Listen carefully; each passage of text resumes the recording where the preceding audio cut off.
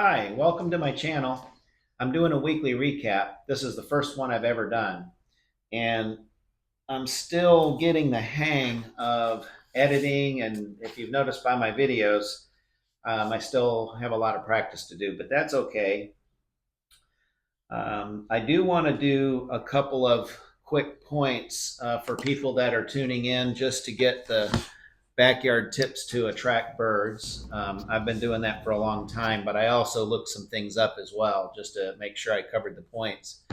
Um, the first thing was the bird bath. Water is one of the things that will help attract birds. Also, the bird feeder, providing food. So there's your food and water.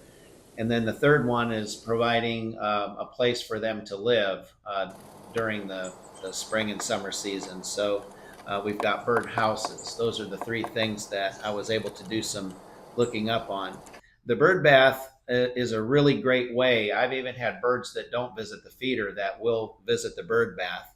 But it mentioned in most of the things I looked up about regularly cleaning the bird bath, and they can be messy. So you might even want to have like a handled brush that you can get from any department store and clean it out daily. Now they mentioned 2 or 3 times a week, but there's been days in the really hot summer when um, I pretty much had to go out with a hose and spray it out and clean it out and refill it more than once a day when it's like super, super hot.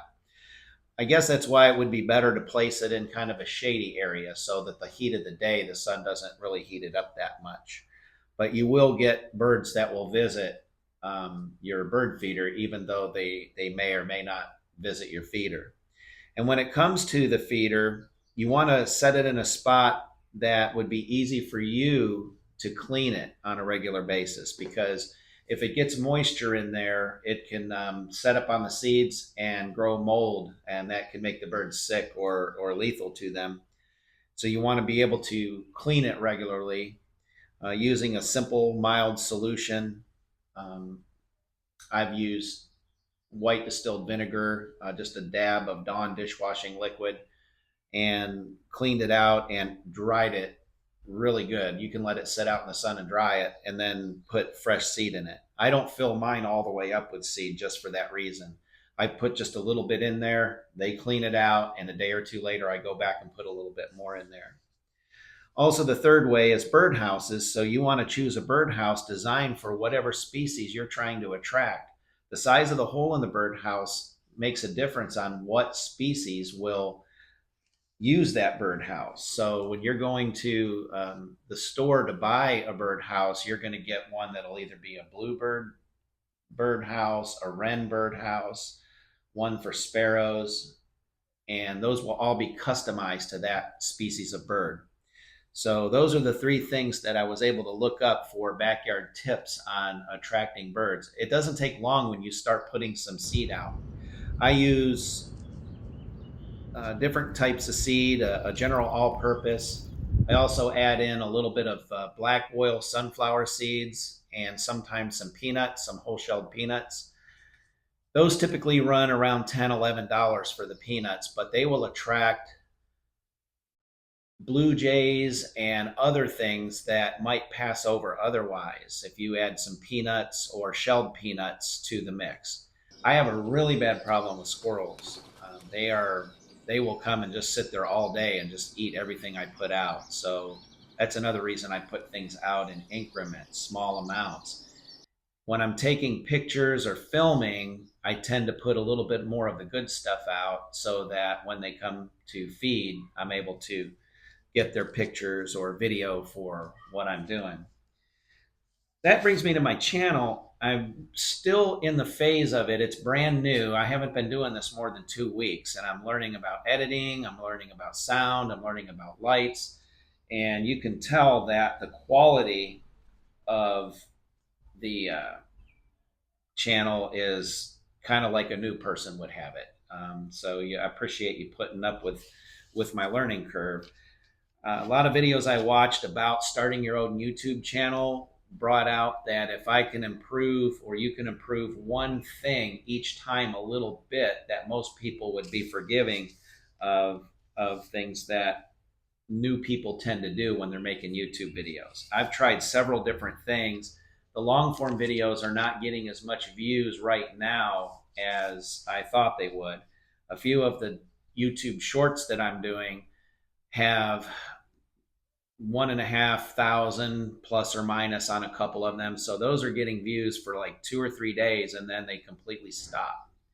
So that's the difference I've noticed with YouTube, is that the digital shorts get a good play up in the beginning and then they kind of taper off. And I don't know if that's how I was able to gain a few extra subscribers. Right now, I don't have that many subscribers. I started out with 12 when I started my YouTube channel, just mainly family and friends. And then now it's up to maybe 25 to 27. I think it's 27 right now. So this is a long term process. I'm not trying to get uh, video subscribers and um, views initially at first. I'm just trying to learn how to do this.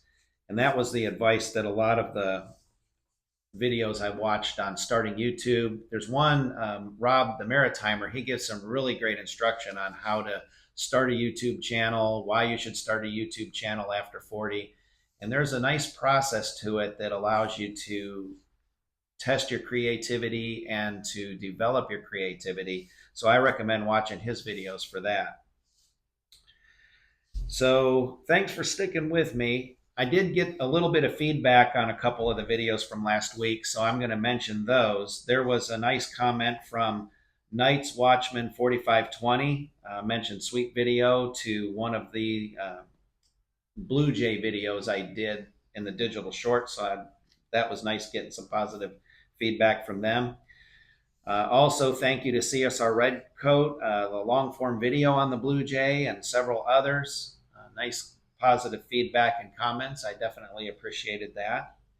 Got a comment from Trominator, also on the long form video of the Blue Jay video that I did, how outside cats are decimating wildlife in many places.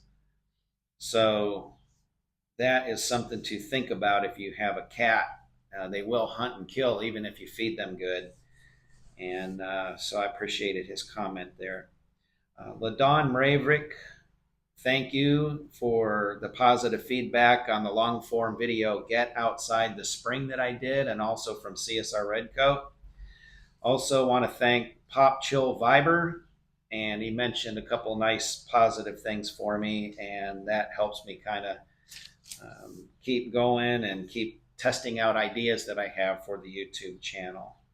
Also, I did get some positive feedback from Don't Miss the Little Things on the mother duck leader, how she was leading her ducklings, and also the video I did on the fire pit that we had made for us. So we have all of those nice, encouraging comments.